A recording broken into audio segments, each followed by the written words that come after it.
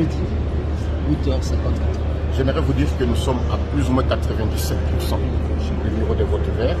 Vous pouvez faire des calculs, je ne suis pas très fort en calcul mental, mais 97% au moins des bureaux de vote ont été ouverts. Les 3%, vous savez, cette opération, c'est une opération de grande envergure qui se passe sur l'étendue du territoire national. Notre pays est à dimension continentale. Déjà, atteindre ce score, c'est déjà un miracle. J'ai vu au matin hier, il y en a qui disaient des 43% et même un peu moins. Ils disaient mais c'était trop précipité. Voilà, nous sommes au rendez-vous. Au Sud Kivu, par exemple, on s'est retrouvé par exemple à Baraka, où on a vu certains centres. On a dû corriger au Sud Kivu, nous sommes aujourd'hui, je peux vous dire, même à 99%. C'est pas seulement Baraka, mais c'était beaucoup plus à Kilembo, où la question s'est posée, mais également à Kabare. À Kilembo, ça n'est ils n'ont pas ouvert. À Kilembo, on a corrigé, parce que là, il était tout simplement question des clés USB, et ils ont obtenu ça, et ils ont voté, ils ont ouvert. On parle de MOBA, que le matériel n'est pas encore arrivé jusqu'à ce matin dans le barrage, cette information. MOBA, c'est dans le Tanganyika.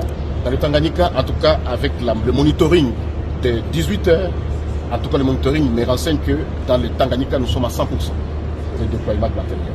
Lorsque nous parlons de déploiement, c'est-à-dire au niveau du bureau de vote. Quand est-ce qu'on aura des premières tendances? C'est demain. Demain, parce que les élections se terminent aujourd'hui. Et demain, nous commençons la compilation et l'exhibition des résultats sur le tableau qui est derrière moi. Donc, des premières tendances, nous les aurons demain. De toutes les façons, la population elle-même a déjà les premières tendances. Prenez par exemple la diaspora, on a déjà tout affiché. La loi nous exige que nous puissions afficher les résultats bureau de vote par bureau de vote. Il y en a qui doutaient, mais nous l'avons fait. Tout le monde peut aller en ville, tout le monde peut voir. Les résultats sont là. Donc les premières tendances, vous le verrez. Demain, il y a les pourcentages, nous allons les dégager. Et ça sera au vu et au su de tout le monde, de toute la communauté. Que répondez-vous aux accusations de bourrage des urnes? Je n'ai pas connaissance qu'il y a eu bourrage des urnes. Je sais qu'il y a parmi les candidats des inciviques. Mais ils ne savaient pas, par exemple, pour la plupart, ils sont allés se ruer sur des machines qui n'étaient pas dans les bureaux de vote. Or, c'était des machines réserves, c'est-à-dire les dispositifs électroniques de vote réserve. Mais pour les ouvrir, il y a toute une démarche à faire. Et je ne sais pas qu'est-ce qu'ils ont fait avec ces machines-là. Je ne sais pas. Mais que répondez-vous justement à la Senco et à l'ICC qui disent qu'il y a eu des irrégularités, notamment de vote à des endroits qui sont prohibés par la loi, notamment des écoles militaires, des sites assez compliqués? J'ai suivi ça, mais il fallait qu'ils aillent jusqu'au bout. Lorsqu'on fait de telles allégations, il faut désigner par les noms ces endroits-là. Moi, je n'en connais pas parce que nous, en tout cas, que ce soit au niveau de l'enrôlement des électeurs et même au niveau des votes, nous avons ciblé les écoles et les centres de santé ainsi que les dispensaires. C'est là que les votes s'est passé. Mais s'ils ont dit des académies militaires, des camps militaires, des ceci, moi je n'ai pas connaissance, il faut qu'ils nous apportent les preuves. La situation à Bounia avec les sites de l'ISP, on a connu des cas où on a une dizaine de machines à voter, disons, dispositifs électroniques de vote qui ont été détruits. Quel est le bilan que vous faites de ces sites de l'ISP?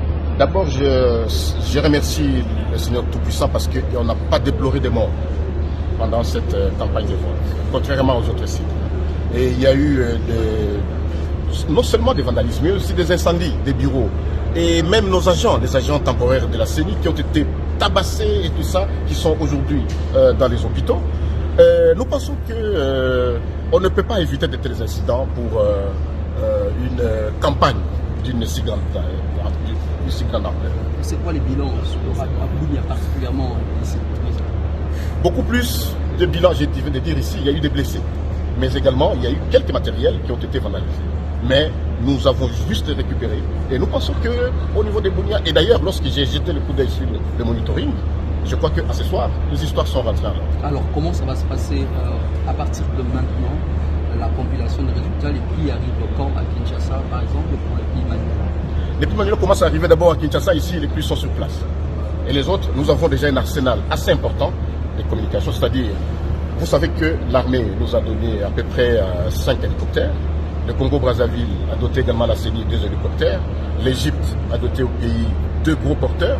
Nous en avons nous-mêmes 3 gros porteurs. Alors avec un tel arsenal, je crois que le ramassage des données, le ramassage des kits se fera le plus rapidement possible. Et nous pensons vraiment que nous serons au rendez-vous. Merci beaucoup.